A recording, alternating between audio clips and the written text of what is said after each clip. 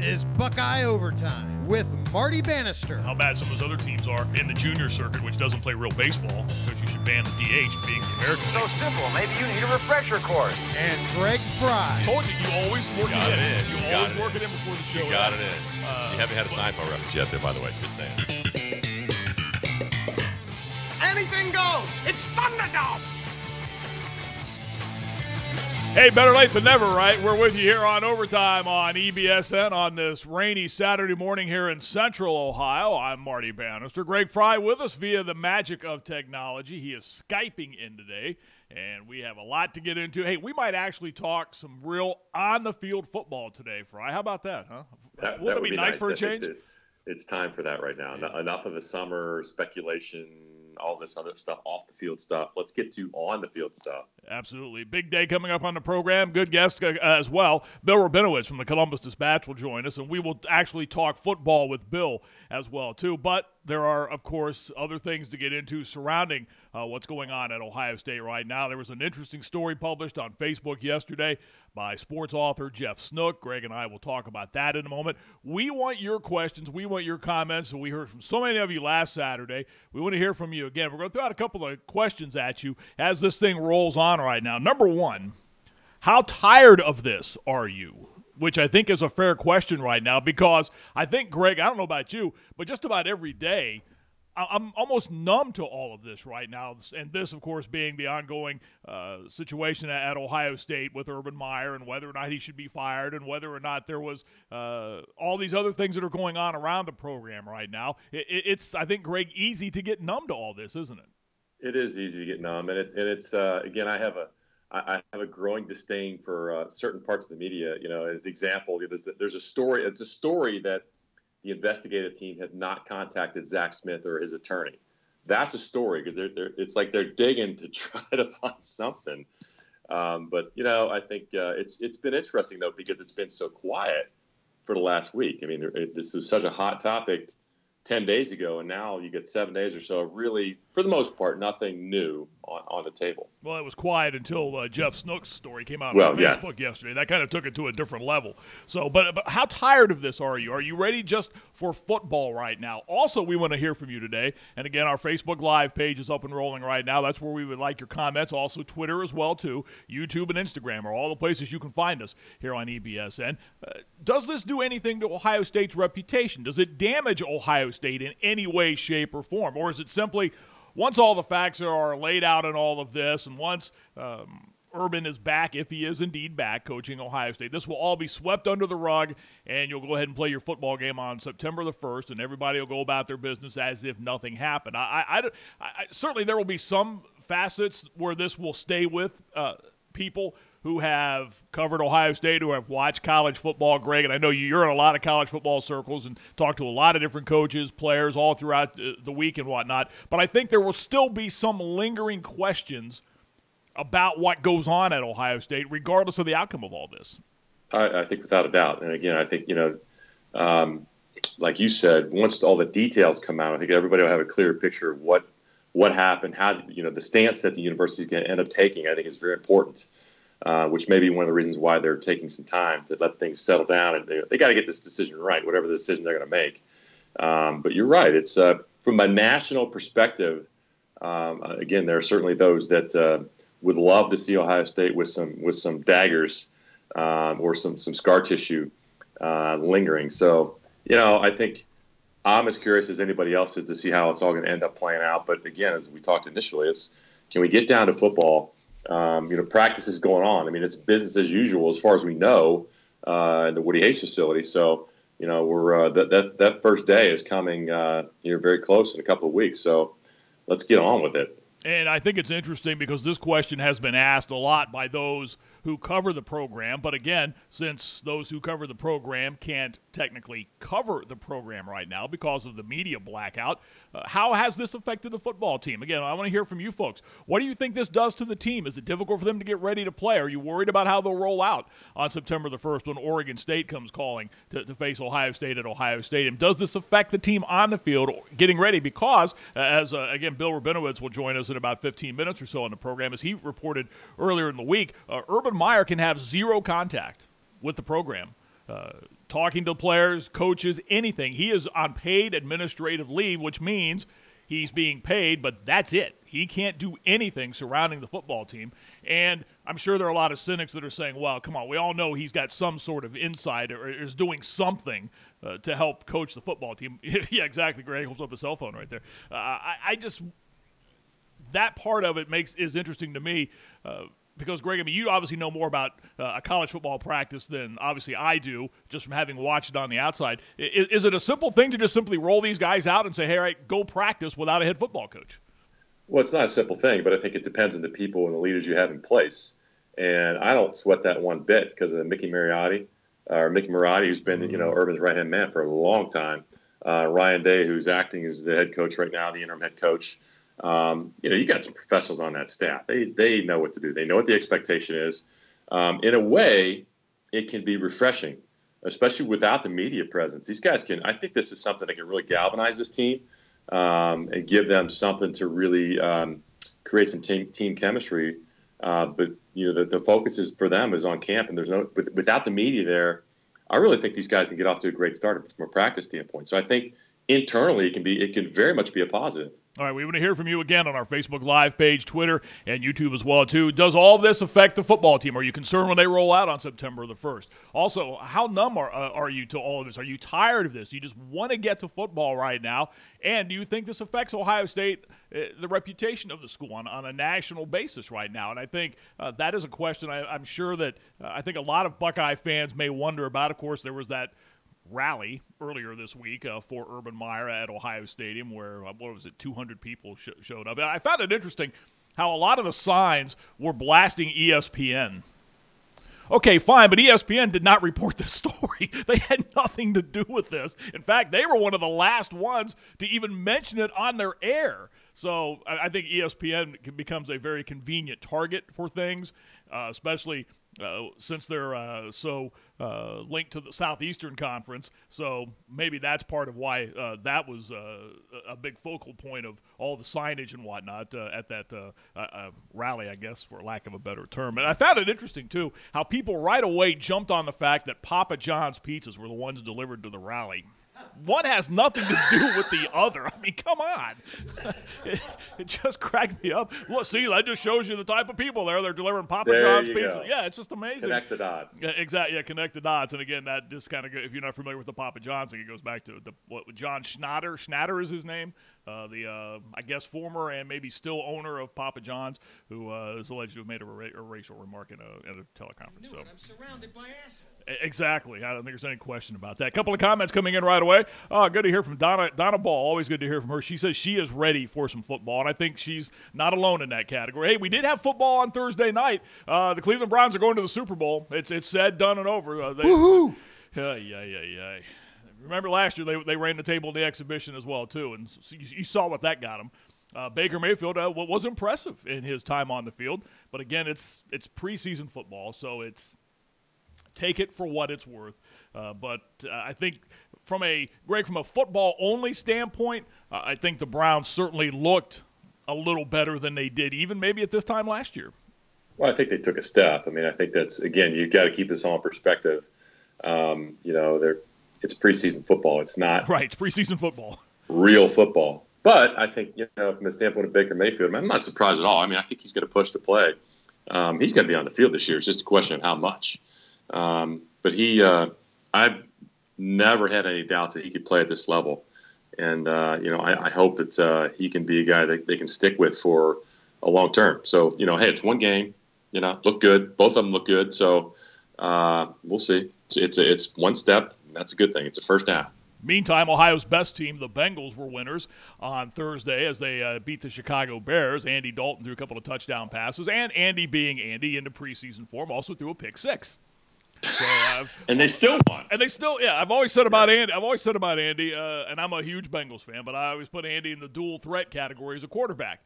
He keeps both teams in the game at the same time, which is just a remarkable thing to do. But So, but hopefully Cincinnati will. I think the Bengals looked very good. Joe Mixon, I think, is a guy that's primed for a big season for Cincinnati. I don't think there's any question about that. That was a heck of a movie made on that little dump out to the flat where he ran down the sideline and shook past a couple of defenders. That was pretty impressive. Well, pretty good. They got some skill. There's no doubt about Absolutely. it. And what I want to see in Andy Dalton's defense is a strong offensive line in front of him. And, Right. and obviously with Billy Price down there, they've made some acquisitions in the offseason that with a sound offensive line and the skill that they have, I want to see what Andy Dalton does with a team like that. Exactly. And a pretty good defense, because that could be fun. That could be very, very exciting. And it was nice to see a center pull out and do some things. Billy Price. That was impressive to watch for Cincinnati.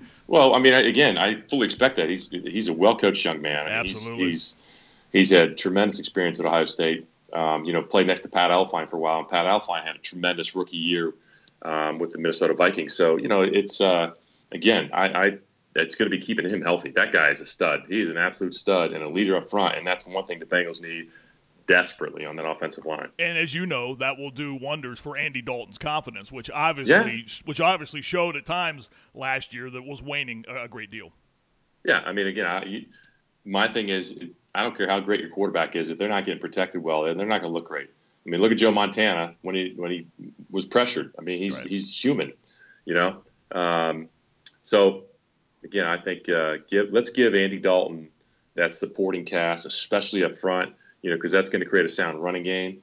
He's got plenty of skill outside. So, and let's see what he does then. And if he doesn't perform then, you can always say, okay, we need somebody else. But I believe he could be a great quarterback in the NFL. I certainly hope so, because it's frustrating to watch with all the talent around him, no question. A couple other comments hitting us on our Facebook Live page. Good morning, Kerry Whitaker. Cleveland's going to the Super Bowl, which is a sarcastic comment.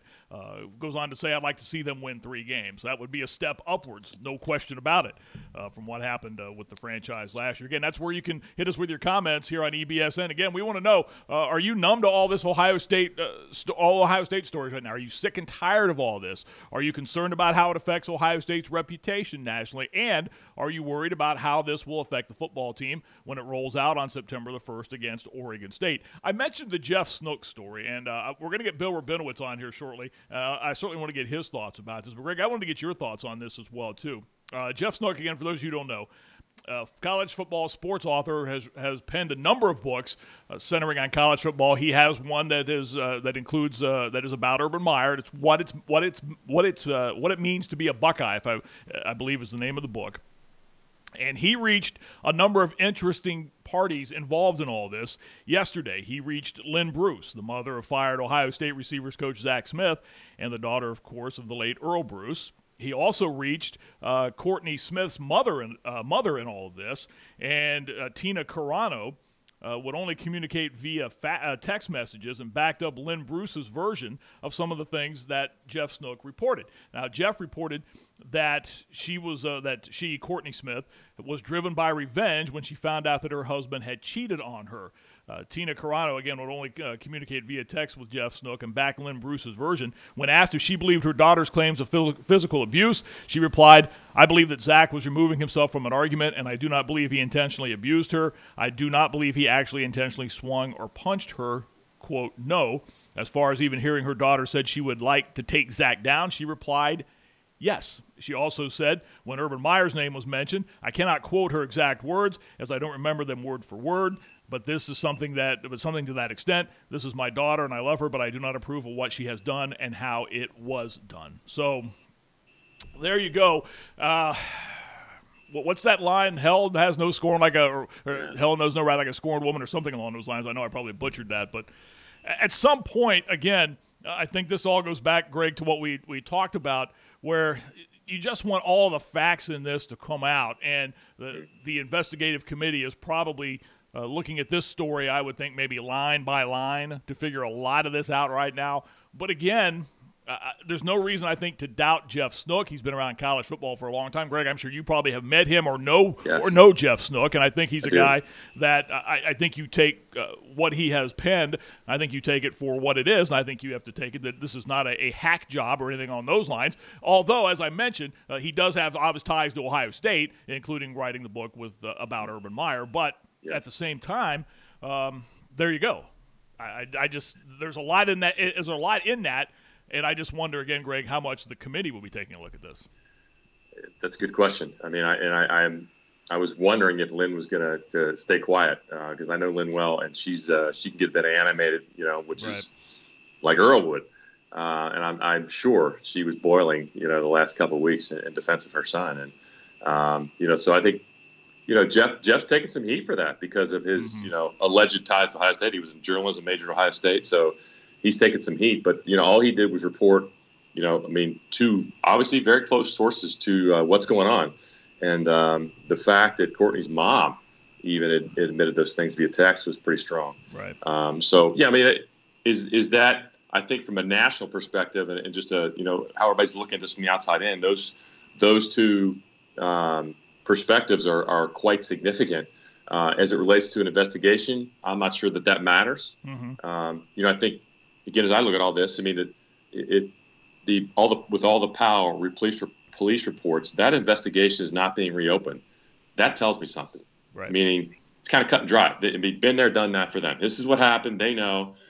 So to me, it's interesting. I mean, there's so many layers to this, but what are they actually investigating? Is it how it was handled internally? Because of what they know, what happened in Powell between those two.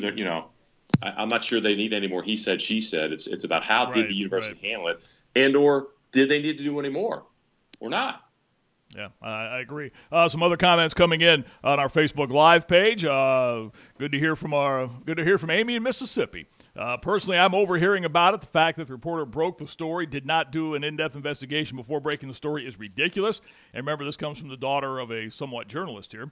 As far as Ohio State's reputation is concerned, there will always be comments and hate. But once the situation is silenced and the Buckeyes can actually get on the field and play some football, this will pass, thankfully. As is tradition in college football, somebody else is bound to have a story to shadow what's going on in Columbus. And I think, Amy, I think you're absolutely right. The tradition that Ohio State has, I think, is maybe strong enough, I would think, Greg, certainly you know this, to maybe withstand all of this and come back from all of this right now. Without a doubt. And, again, it's about the facts. I mean, we don't know what's going to happen yet, but it's interesting. But Ohio State, obviously, they're still practicing. They're getting ready for the season. And is this typical with the news cycle? Now we've got other news out there that's taking the focus, and that's pretty big news out of the University of Maryland. Yeah, we're going to get to that. Yeah, we're going to get to that as well, too. Yeah, absolutely. I think that's helping us out a little bit. Yeah. A couple other comments before we bring Bill Rabinowitz on with us. Mo checks in. What do you think about Gene Smith taking a vacation around the start time that the investigation started? Donna Garrison, Donna Ball, seconds your point, Greg, about the situation right now. Another hit from Carrie Whitaker. She just wanted more money, and he said no, and she started spilling beans, and she wanted to take down everyone with her ex-husband. So, again, there's certainly been a lot of that thrown into this as well, too. So, as we mentioned, a guy who I think is probably one of the tops at covering Ohio State football and has done a great job throughout all this investigation of being on point with the stories he has penned. Our good friend Bill Rabinowitz from the Columbus Dispatch has been gracious enough to give us some time on this Saturday morning. Bill, I asked our viewers a short time ago, are they just sick and tired of dealing with all this? I would assume you fall into that category, don't you? Well, I mean, this is my job, so I can't complain when there's news on my beat. It's kind of interesting. I've come to this story is huge, and before this, I did a big thing with this wrestling scandal and this Dr. Strauss stuff. I did a long profile on Mike DeSabato, who was an interesting guy to say the least. And I thought, okay, that's my big challenge, and I step right into this. So it's been an interesting time journalistically. Let me go back to Big Ten Media Day, and I wanted to get your response to this. When Urban made the statement that he made, what was your initial reaction to that? I thought he better be right. That's what I thought. I wasn't qualified because we didn't know. We had tried as a newspaper to get that 2005 stuff from the Powell Police Department, and we could not. So when he came out very strongly on Tuesday and said definitively, I didn't know anything about it, I was like, okay, you better be right. And when it turned out that he wasn't right, and exactly why remains open to interpretation, whether he got bad information, whether he misinterpreted things, whether there was the original report that it was a felony, and then when that didn't check out, he figured, okay, it was nothing. I don't know. I can't speak for Urban Meyer, but even he admitted in his statement that he screwed up, and he did. And that's why largely he's in the situation he's in right now. No question. Greg Frey with us as well, too, Bill. He's joining us via Skype. Before we get to Greg, I just wanted to ask one more question about that. I tossed out last week on our program the dealings I've had with Urban Meyer, mentioning how I've interviewed the man one-on-one probably 50 times and how single-minded his focus is. You wrote a book about his football team. You had a little bit more access into all of this than a lot of folks would have covering Urban Meyer. I guess my question, I think, probably centers around the fact, were you just surprised that when he got up there, you said he better be right? Did you have any doubts at all that he wasn't right? Well, just because we didn't know the facts. Mm-hmm. We as a newspaper, we have resources. We have police reporters. We have court reporters. We have people who are far more able to get that stuff than I am, especially being in Chicago. And I just, I knew what the uncertainty we had. And so I thought, okay, he's being very sure about this. And for his sake, I hope he's right, because I knew that if he wasn't right, especially doing it in a forum like that, which is on national TV, and you couldn't escape it. So that's why I thought that. Bill, I just want to add to, now, given what you know, all the information that's out there, what are the possible scenarios we're looking at here as a resolution once this happens in probably a few days? What do you foresee are the options? Well, they're supposed to be done by next Sunday, right? So 8 more days. So you have a season that starts in 3 weeks. Is that right? 3 weeks? Yes. And so they do need to get this resolved. I've been asked, as you can imagine, countless times in countless ways what I think is going to happen, and I always defer because, one, I don't know, and I think those are 3 words that I think people ought to use more often. I don't know. And secondly, as a beat writer covering Ohio State football, I don't think it's my job to speculate on what might happen personally, because I don't want that to color my coverage or be perceived as coloring my coverage. So I don't know what's going to happen. I don't think I'm going out on a limb when I say it is just it's unbelievable that we are where we are now. If you'd said this 2 weeks ago, 3 weeks ago, you would have been shocked. No question. Bill Rabinowitz from the Columbus Dispatch spending some time with us here on Overtime this Saturday morning. Bill, you made a great point about how using the words "I don't know" and you're the way you're handling covering the story. I think there's a perception, though, nationally, and please correct me if I'm wrong on this, that a lot of people think journalists in Central Ohio won't go off that limb to cover Ohio State, won't say anything bad about the program because they have to cover the program on a daily basis and all the oomph that Ohio State carries. I'm sure you've probably heard that and read that at a lot of places. I mean, you and I both have been around the program a lot. I don't necessarily know that that's fair, but I think you've probably heard that before, haven't you? Well, of course, and all I can say is answer for myself and, to some degree, Tim May and the paper as a whole. We, especially under the previous ownership, did have business relationships with Ohio State. I mean, that's not. I mean, Gene Smith is the John F. Wolf endowed, sports or whatever that is. Right. All I can say is that in terms of our coverage, I've never been told, and I've never acted as if Ohio State is in any way a sacred cow, that we can't be critical. I wouldn't work under those conditions. I wrote a story that could be perceived. Again, we don't think of this way, but could be perceived as taking on Gene Smith a little bit this week, because Urban is the one under paid administrative leave, and Gene Smith is the one that, according to Zach Smith, is the one who informed him of having to come back on. He's called off the road to answer these questions about these allegations. So, but I will say this: we as a paper try very, very hard to be very careful with what we report. We don't report things that if we think there's an agenda, we want to check it out. If we think that we want to be first and right, but we absolutely want to be right. And if that means that we're going to wait and do everything in our power to get it right, then that's what we're going to do. I have done lots of reporting that has not produced anything in the paper or online, because that's sometimes what happens when you are very careful with what you have. I will say I did talk to Lynn Bruce at length, and I've talked to other people. We know just because we have not reported doesn't mean we're not aware of it, and we're weighing it, and we may or may not do whatever with it. It all depends on what we believe should be done with that information. And, we are somewhat in the dark. I mean, the committee's doing its work behind closed doors, as it should. I'm not privy to what's going on with the committee, and I probably shouldn't be. But we, as the Columbus Dispatch, feel like we have to be very, very careful and be very professional and not speculate and not do, we have columnists who can give their opinion. That's fine. That's their job.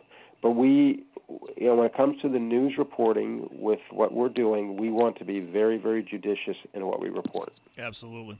Bill Rabinowitz from the Columbus Dispatch with us. Greg Frey joining us via Skype as well, too. Greg. Yeah, and Bill, I just, is there an itch on your part to actually cover the team and get focused on, hey, we got a game here in a couple of weeks? Sure. I mean, we were out there Tuesday for a half hour watching them essentially stretch and, do some minor drills, and it's like, oh, yeah, there's this team that we're going to be covering very soon, and it's like this blackout. So it's a very surreal thing to be in approaching mid-August and to have not written a football story. It's a very strange thing. I don't think there's any question there. We mentioned at the top of the program today how we really wanted to talk about some football on the field, but with the situation you're in right now and the situation everybody else is in right now, it's kind of hard to do. I threw out a question to our viewers earlier before we brought you on, Bill. How much do you think all of this will affect the team when they roll out on September the 1st? I know maybe it's not a fair question, but do you get any sense at all from other teams you've covered who've dealt with things in areas somewhat like this that it affects them on the field at all? I would think that Urban Meyer not being on the practice field is a void. He's not a yeller and a screamer at practice generally. I mean, he has his moments, I'm sure, but he's always monitoring. He's always in charge. He's in charge, and he's not there. So to have Ryan Day be the one addressing the team, I'm sure feels very strange to them.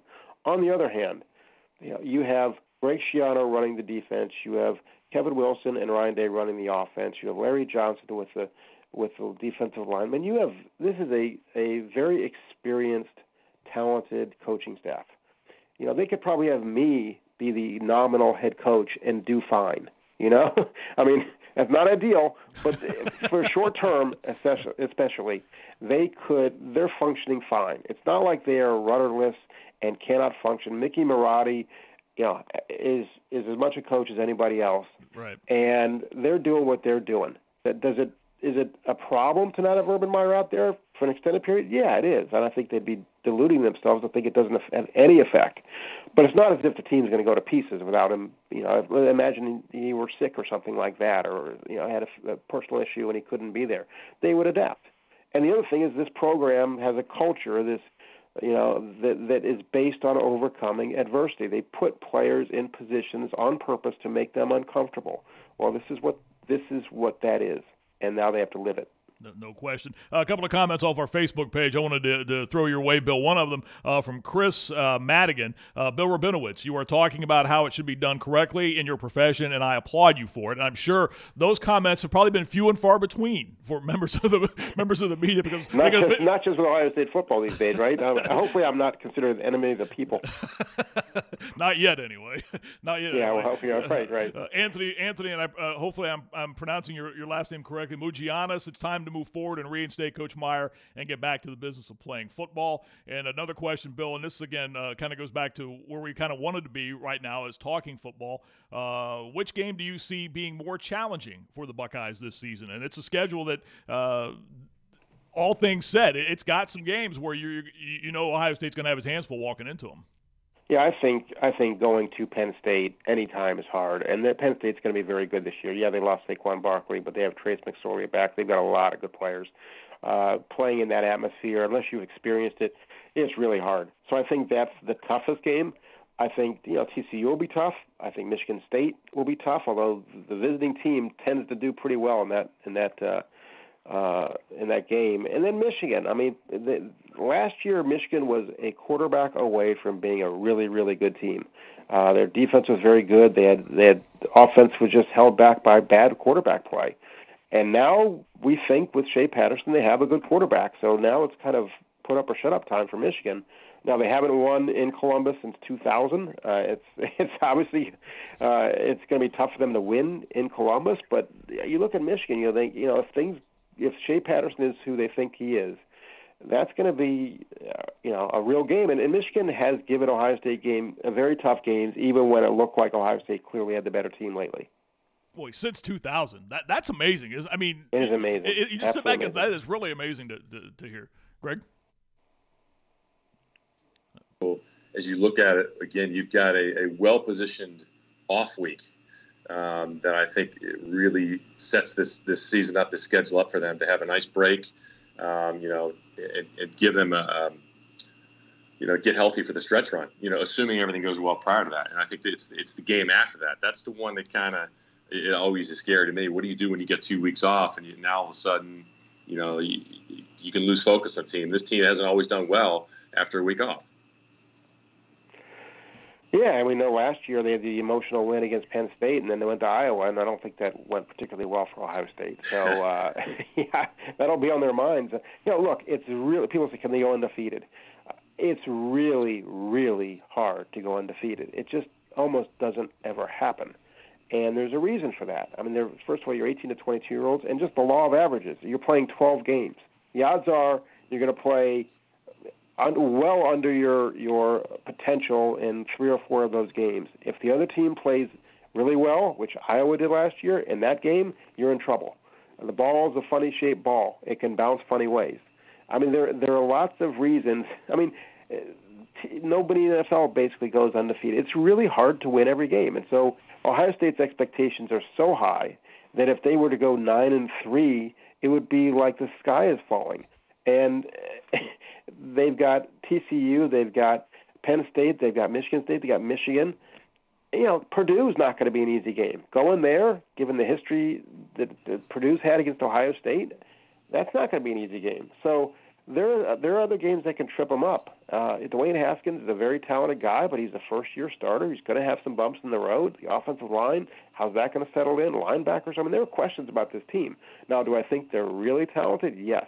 And I think they will probably be favored in every game. Maybe Penn State will be iffy, but that doesn't mean you're going to win every game.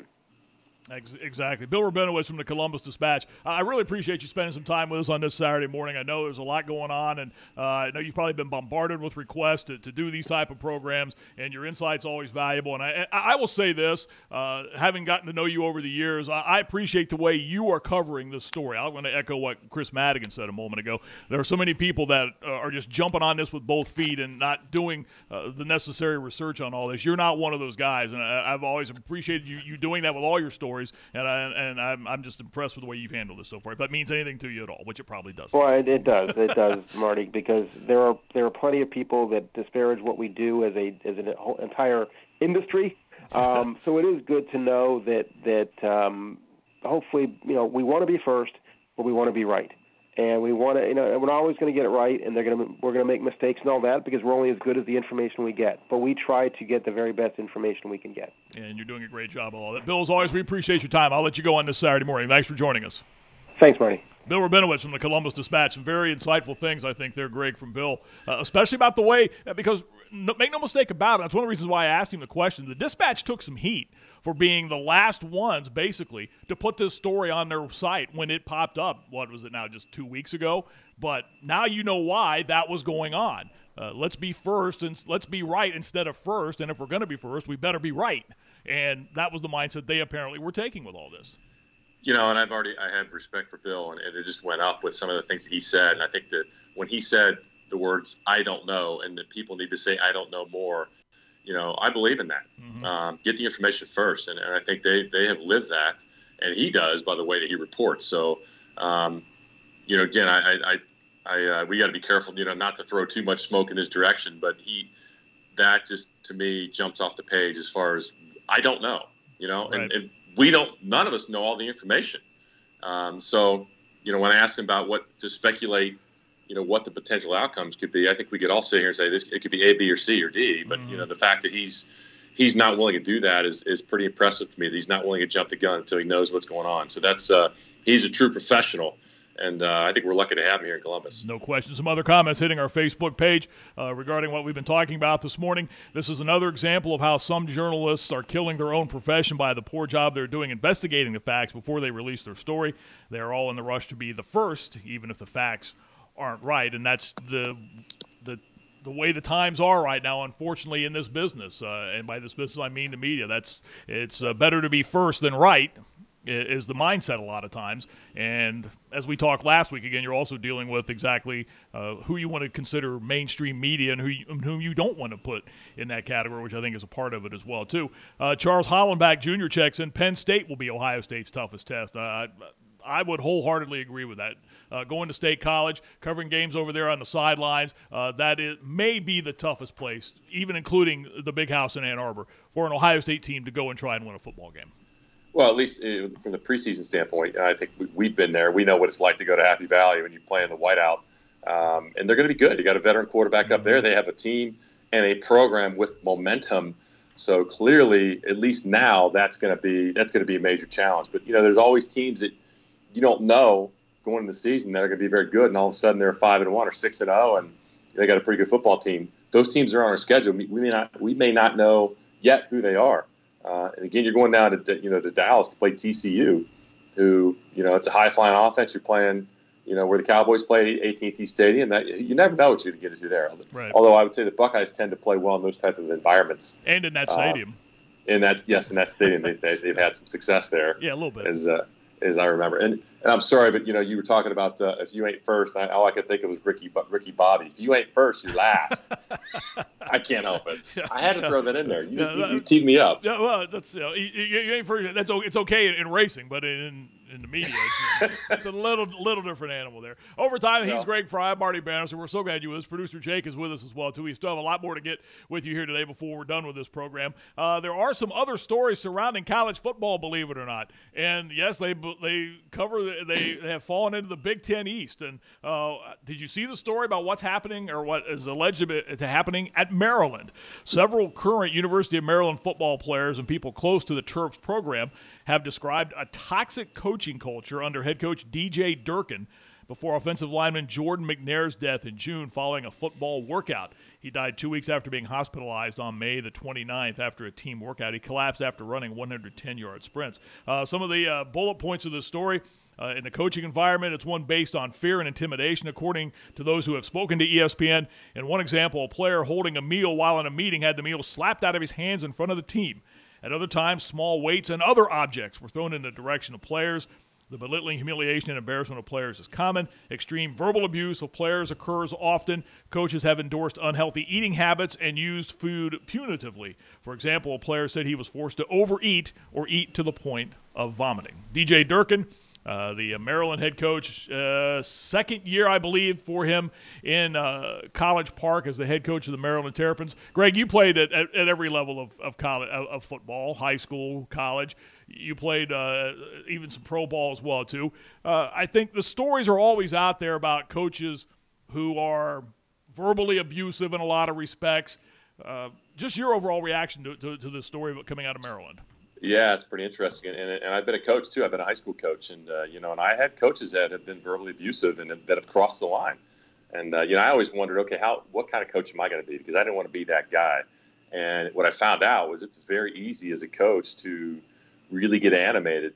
You're in a position of authority, and it's emotionally it's a challenge to not cross that line sometimes. Mm-hmm. And I think that's certainly prevalent in a lot of we'll say college football situations where, the verbal can, we'll call it abuse, but it can go over the top, and it can become more about the coach and his ego, and there's a fine line there.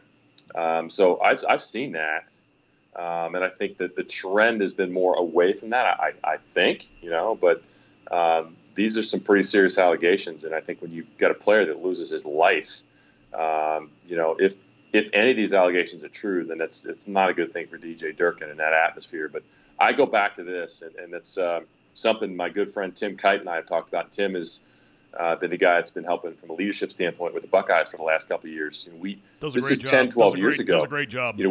We talked about who's coaching the coaches, and it was a passion of his to coach the coaches. And because he was doing that from a corporate standpoint and having a lot of success, and he loved football, as did I. And I know he helped me tremendously when I was coaching high school football, and I was open to hey, how can I do this better? How can I connect with my players better? How can I control my emotions better? And I got this. This was 13 years ago we had these discussions.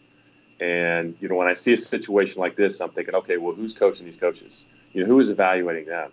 And I can speak to Ohio State. I mean, I think that's one thing I give Urban Meyer a lot of credit for, is because he, in the last couple of years, has been open to that, to take the coaching. Hey, are we as coaches treating our players? Are we backing up what we're saying? And I would say, for the most part, they have really taken that and become very intentional with that. And it's affected how they play and how they lead. Not to say they don't ever cross the line or get animated verbally, because I've witnessed that. But I think that's part of the culture that you're in. So anyway, I think this is it's very interesting to see how that's going to play out. I mean, this story is broke. I hope it's not the case. But again, I see a lot of coaches out there that cannot control their emotions, and they let their ego get the best of them, and it's easy to do. And I'm sure this is I would say that from a general standpoint, that's probably prevalent in a lot of high school and college programs. It really is, unfortunately. I think you're right. Unfortunately, is a good way to phrase that. A couple other questions hitting our Facebook page. Mike Tackett wants to know, what was it about Ryan Day that made OSU pick him as the interim head coach when you have coaches on your staff such as Greg Schiano, Bill Davis, and Larry Johnson? We talked a little bit about this last week, but I think it's worth repeating again, Mike, if you didn't hear our comments last week. I think, and this is my opinion on this, I have nothing to back this up on, obviously, but when you have a guy like Ryan Day who doesn't have some of the past baggage that Greg Schiano or even Kevin Wilson has from things that are alleged to have happened in their past when they were either on coaching staffs or as head coaches, that's the last thing you needed to throw into that role as the interim head coach, would have been one of those two guys. Larry Johnson, and Greg, you know Larry Johnson, and I've gotten to know what a tremendous guy he is, but I don't necessarily know that he's a head coach even in an interim type of setting. He's a great assistant coach, make no mistake about it, but I think the decision they made to put Ryan Day in that spot, I think, was really the only one they could make in that situation, Greg. I think you said that well, Marty. You covered all the bases there, because there was a deep discussion about who are we going to nominate to do this. I've had a chance to meet Ryan a couple times, and I'm very impressed by him. He has a poise about him and a leadership about him that's very impressive. I see that guy being a head coach someday without a doubt. He's got pro experience. I mean, he's been around the block, so that's not a guy you worry about having this role right now at all. So from the standpoint of how are things going, I don't worry about that. He's got full control there. And again, with Mickey Marty on board, Mickey's been Urban's right-hand man for a long time. They know what to do, So I think the Buckeyes are in very good hands right now. And I think you said it, you nailed it, Marty, as far as why those other guys weren't chosen. Very good selective move in that decision. I think so. And I think Bill Rabinowitz, when he was with us a short time ago, responding to Mike Tackett on the Post, he also addressed it as well, too. You basically have a lot of guys who've been head coaches now who know how to roll through things like this on a daily basis with a practice situation. So they're really not missing a beat in all of this from all the outside indications. Of course, no one really knows what's going on every day in practice because no one's allowed to watch practice in this situation. A couple other comments.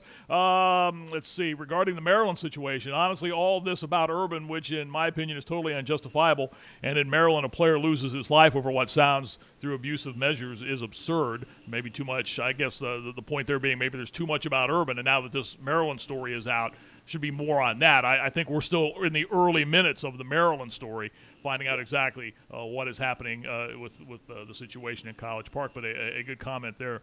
No question there. So, again, our Facebook Live page, we're taking your questions or comments. This is Overtime. I'm Marty Bannister. He's Greg Frey. So glad you're with us here on this Saturday morning. We've got a lot of great things coming up for you here on EBSN. We've christened some new shows. We've got more coming. Greg and I are excited to be a part of the new Ohio High School Athletic Association football program we're going to have here. Right there it is. I say it, it appears. The OHSA Football This Week show, which will be coming to you live from the Max and Irma's here in suburban Columbus, just down the street from us, in fact, in Westerville, at the corner of Maxtown and State Old 3C Highway. Producer Jake will be a big part of that program as well, too, and he's wandered into the studio this morning. Yeah. Hey, good to see you this morning, Marty and Greg on Skype. But I have some exciting news for the first episode over at Max and Irma's in Westerville. the Westerville South Drumline will be joining us. How about that? So first booked guests. We're moving right along. So it's going to be a lot of fun, very interactive atmosphere at Max and Irma's. We'll have coaches, players, commissioners, bands, all that sort of stuff. So it's going to be just a great time. Get out there. First show, August 22nd. At Max and Irma's at 7 p.m., so come on out. So, Greg, you get a chance to play some drums on that Wednesday night with the drum line coming in. Hey, you know what? I that gets me excited because there's nothing like having a band. That creates the atmosphere for high school football, and I cannot tell you. I was at a couple practices this week and last week. I got the itch. I can't wait. So having the band there is going to be awesome. Hard to believe. We are just a little over 2 weeks away from high school football, which outside of what happens on Saturdays in Central Ohio, that's probably the next biggest day is Friday nights. And then our program on Wednesdays is going to fall into that group as well, too. We're probably third in that list right now. I would think so. Yeah, I would think so. And moving up. We're trending up. A couple other things to update you on as we continue to roll along here. There's a story out of Ann Arbor this morning. The University of Michigan's Athletic Compliance Office is investigating whether any student-athletes violated NCAA rules with regard to shoe resales. Of course, North Carolina suspended 13 players earlier this week for a similar situation. Michigan athletic spokesman Dave Abloff told the Detroit Free Press via a statement last night that the school is aware of the situation and is investigating the matter further. So it just seemingly never stops. So there you go. Let's see. Another question hitting us, Greg, on our Facebook page. Doug Hagan checks in. Do you think the Buckeyes will use Tate Martell and Dwayne Haskins like Urban used Tim Tebow and Chris Leak at Florida? I absolutely hope so. I was saying that last year. I thought there was a potential last year that Tate Martell would see the field, but I think they chose to redshirt him and give him a chance to mature a little bit. So, hey, if it was me, if I was the coordinator, absolutely, because of what I've seen from Tate Martell. And I think both these guys are talented quarterbacks. And Haskins has certainly proven that he can be the guy to start. But they're both very dynamic in different ways. So, as I've said many times, I think it brings – when you throw Tate Martell on the field, it brings in some creative ability and a completely different looking quarterback on the field that can as a coordinator, you can really have some fun with that. And when I say fun, it's all about how disruptive can I be to the opposing defensive coordinator. As in, when they wake up and start watching our film, they're pulling hairs out on Sunday night, going, "How are we going to stop these guys?" And I think that's what Tate Martell brings to the table. So, again, I can only speculate, but if it were me, I'd have a package for Tate, and we'd be having some fun with that. I don't think there's any question there. Another comment concerning our high school football program. Yes, Donna, we will have smaller high school programs as part of the show as well, too. It is, after all, OHSAA high school football tonight. It's not Westerville only or Olentangy only. It's a program that's going to cover all facets of high school football, and we are very, very excited about that and very thankful that our friends at the Ohio High School Athletic Association are partnering up with us in this program. We're all excited about it. I know they are, too. First-year Executive Director Jerry Snodgrass, I know, is a big fan of what we're doing, and we are certainly looking forward to that as well, too. Let's see. A couple other things, Greg, I wanted to get your thoughts on. I know you're watching the PGA right now while you talk to us. Can you tell me? It's kind of obvious.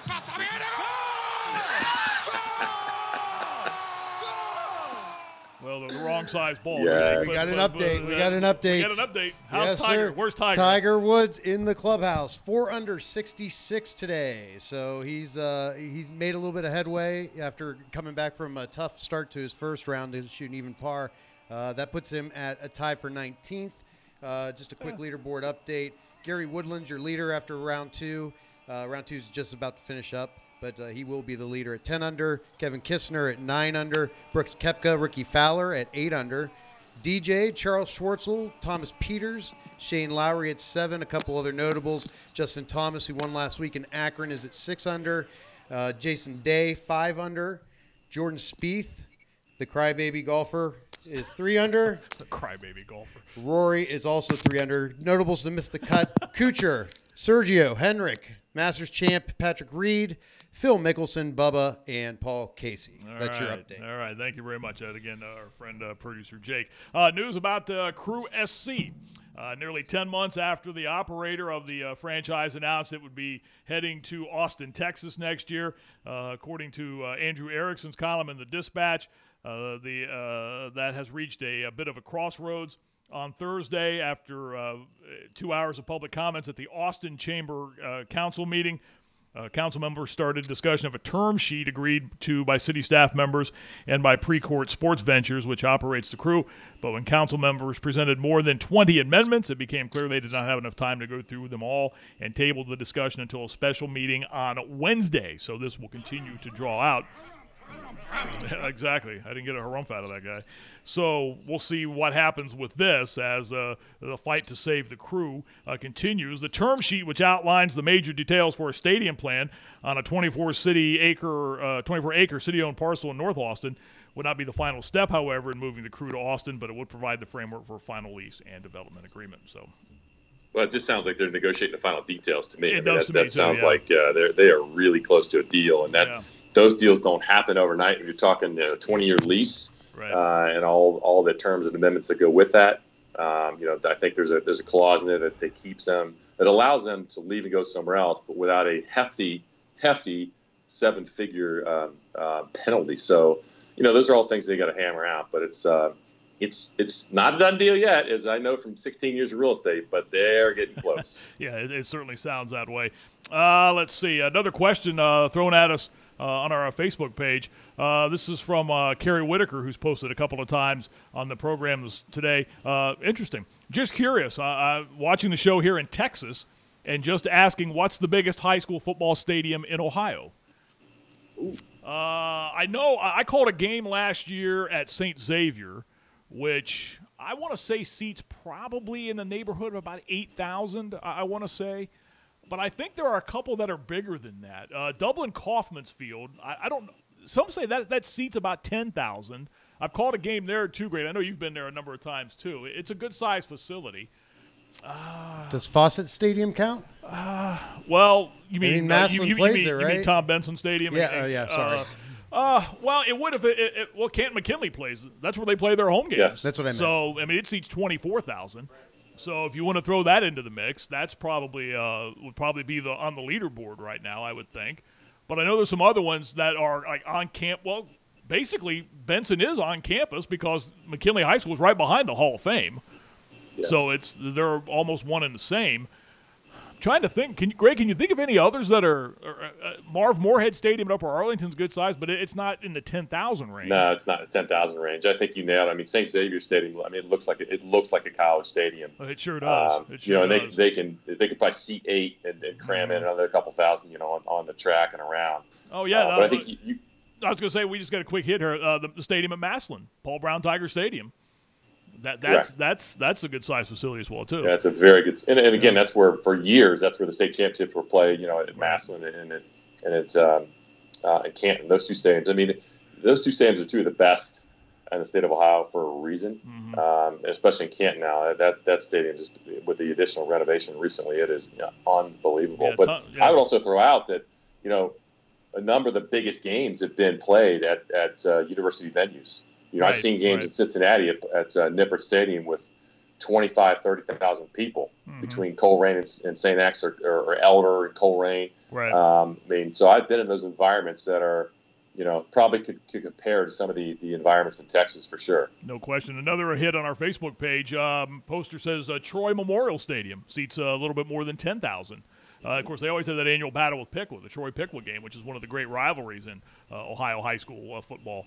And Piqua's got a very, very nice stadium. That's hosted many high school games, or many tournament games, I should say. I agree, yeah. So those are some pretty good sized. We'll do some more research on that, Kerry. It's a great question because we know in Texas, they say everything's bigger in Texas. So we know the high school football stadiums are college size in a lot of cases. So we'll do some research on that, and next week when we come on, we'll try and get some answers as to some of the larger stadiums in the state of Ohio. That's a heck of a question, though, as we near the high school football season. So, thank you. And maybe Marty, we could throw that out and do not necessarily the biggest stadiums, but some of the coolest venues in small towns in Ohio, because there are some.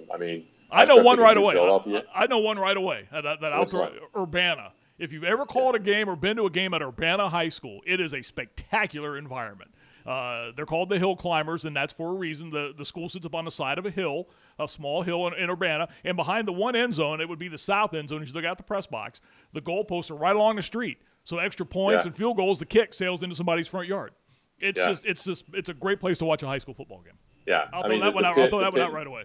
Cincinnati out of the Pit. I mean, is a premier place for a high school game. It's just jam right in the middle of the neighborhood.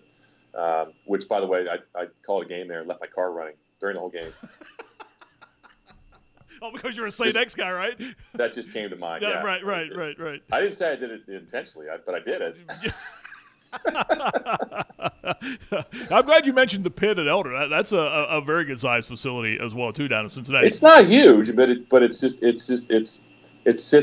this neighborhood, and it's surrounded by houses, and it's a great venue to play high school football. I agree. Producer Jake, you wanted to throw in there? No, I was just going to throw one last quick, that's a fact, Jack, Buckeye related, if you guys are ready to hit that. Let me see if I missed anything else before we go to that. Quick look at baseball last night. The Reds win at home, 3-0 over the Arizona Diamondbacks. How about Disco? Anthony DeSclafani, part of a 5-hit shutout of the Diamondbacks as the Reds win. A rare shutout at the Great American Ballpark last night. Who would have funked that? How many pitchers did they use? I think they used 3 last night. What's the over-under be 3, yeah. Okay. Raisel Iglesias got his 22nd save. To wrap it up for DeSclafani. So the Reds win. They're now only 14 games under 500. So way to go, Reds. Speaking of shutouts, the Tribe, they were blanked last night. Hello, Cleveland! Thank you. Hello, Cleveland! Thank you, by one of baseball's worst teams, the Chicago White Sox. A leadoff walk-off homer in the bottom of the ninth beats the Tribe 1-0 in Chicago last night. The White Sox are 31 games under 500 right now. Well, the Tribe did have a couple big wins, a couple walk-offs this week, including a Lindor home run. So they've had been an up and down week, but they've had an exciting week. That's Absolutely. for sure. And of course, it was as usual in the American League slow pitch softball night. Red Sox beat the Orioles 19-12, 12-7. Rangers over the Yankees. There were 24 hits in that game, 33 hits in the Red Sox Orioles game, 24 hits in the Rangers Yankees game. Yeah. Just put a mat. It wouldn't be a show without Marty jamming on the American League. They should just put a mat down like they do in some of those softball tournaments. If the ball hits the mat, it's a strike. If not, you got to swing. That's what you should do in the American League. Joke. All right. Coach pitch. It's just coach pitch. That's pretty much what it is. Ridiculous. All right. Jake, what do you have for us? All right, just real quickly. Since it is a Saturday, we're getting closer to college football. Couple Ohio State things. 21 days to Oregon State. And it has been 2,450 days since Ohio State lost a football game to that team up north. Also known as Michigan.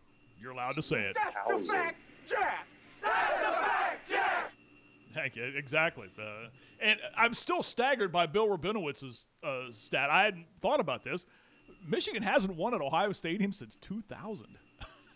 I mean, that's just remarkable when you sit back and think about it. And you think, too, the only game they've won in that stretch was the game that Luke Fickell coached in 2011, and they had to hang on to do that. I mean, that was the 45-41 game, I think, wasn't it? That's hard to believe. They hung on to win that. It wasn't. Yeah. Can you imagine if they'd have lost that game too? Then it would be 0 for the century so far. But I go back to what Bill Rabinowitz said. I mean, the last 2 years, minus the quarterback, right, they've been close, yeah. And I'm a little over the top with that, but they've had some good quarterbacks, but not a great quarterback per se. If they get great quarterback play, they win the last 2 games without a doubt. Yeah, so we'll see. And there's always, and I always go back to this: the law of large numbers at some point always catches up with you. It does. Always catches up with you. I don't care what sport it is, what event it is. At some point, 88 wins in a row goes by the book. 111 wins in a row, it will go by. Somebody will get you at some point. This will not continue. Enjoy it while it does, but it will not continue. Well, just like the 90s. It was flip-flop in the 90s, so that didn't continue either. So let's just enjoy this one while we can. Exactly. All right, we mentioned as we wrap it up here, and again, thank you so much for all of you joining us this morning. We just love your questions, your comments. It's great to hear your responses, and we thank you so much for being with us here on EBS. And we have so many things on this network. If you're not familiar with what we do, producer Jake has his own show that runs during the week. We have a Cleveland Browns show. We have do you have the list in front of you over there, Jake? I don't have the list in front of me. All I have, Greg, is this. Sure, I can give you a rundown of the schedule here as of right now. Mondays Tuesdays, we do Buckeye Live with George Lehner. That's going to be a great show. It's going to be a Buckeye Roundtable every Monday. Cool. From 6 to 8. And then we'll switch it right over to the NFL, Everything Browns Nation, from 9 to 10 p.m. on Mondays with Corey Boyd. Just the fans interacting, talking about what happened this week with the Cleveland Browns. Tuesdays will be the Beermonger Sessions from 5 to 7, and then also Everything Buckeye Nation, another fan show that you'll be able to call in, interact, comment, get your thoughts heard. Wednesday, of course, is going to be the OHSAA Tonight with Marty Bannister and Greg Frey. Thursday, Sleepers, Keepers, and Lines with myself and Wookie and Fredo. And Stop. Wookie? Oh, yeah. And I know who Fredo is. Who the heck is Wookie? Well, you have to tune in on Thursday to find that out. Yeah, there you go. I know who Woogie is from Something About Mary, but I don't know who Wookie is. He will actually be calling in live this week from Watkins Glen at a Fish concert where we will be asking hippies who they would take #1 overall in fantasy football. So that should be a lot of fun. And then we've got the rivalry will be starting on Thursdays, coming here at the end of the month. Right now it's on Fridays from 6 to 7. Greg, Wookie. I have the sound effects somewhere. I'm doing too many things over here. COHSS, the Central Ohio High School Sports Show with Derek Owens, is going to be coming on Saturdays 9 to 10. And, of course, Silver and Blue Nation with Big Game James and Producer G every Sunday. Well, there you go. That's a complete list of what's going on this very network. Donna, thank you for the comments. We certainly appreciate it, and we are glad that you're watching and sampling this network for the first time, and it is good to get a chance to talk to you again as well too. So there we go. Wookie. I can't wait to watch Wookie. I'm hooked on that all of a sudden. I'm hooked on that. And Carrie, thank you for checking in from Longview, Texas as well too. See, how about that? Worldwide in our scope, folks. Worldwide in our scope. So and there he was, Wookie checking in. Almost, there he is. There he is. Cue from Watkins Glen, talking to hippies out there, trying to figure out who they're going to draft in their fantasy league. All right. It's a genius bit. Come on, that's a genius bit. Not arguing anything at all. I'm just saying. Just stunned by Wookie. All right. Greg, anything else you want to add? Okay, thank you. No. So we will. PGA. I mean, it's going to be it's going to be a shootout here at Belle Reve the next 20, let's say 36 hours or so. If the red shirt's not close to the lead, not watching. Sorry. Well, he made himself a topic of conversation with the little 66 with 2 bogeys. Well, he's been a topic of conversation for a long time. So, yeah, wow. Jake, you wanted to say? No, I just want to make sure everybody knows that next week is our last one, at least for the time being. Last Buckeye Overtime as we transition over to the OHSAA show. So make sure you check it out as we go on hiatus here and move on over to covering high school sports here for the school season. So thanks for everyone for joining us and checking it out, and I hope you're here next week. Yeah, we're going to be back next week. We're going out on top is what we're doing. I mean, the show's hot, so we're going to end while we're on top. Mic drop, or pen drop, or whatever it is. All right. Thanks to Producer Jake, and thank all of you for being with us again on this Saturday morning. Another great show. We appreciate it, and we can't do it without you. All your questions, comments, that's what fuels the program, and that's what fuels what we do on this network. We're of the new breed now here at EBSN. You get your opinion is heard. You get a chance to voice your opinion, unlike a lot of other opportunities where you listen to a couple of guys talk for 45 minutes and then they might go to the phones. We're going to get your questions and your comments in as soon as we get them on our Facebook Live page or wherever you send us your questions or comments. Thanks to Greg Frey for Skyping in with us. Thanks to Producer Jake. I'm Marty. We will see you next Saturday, bright and early, overtime, 10 o'clock on EBSN.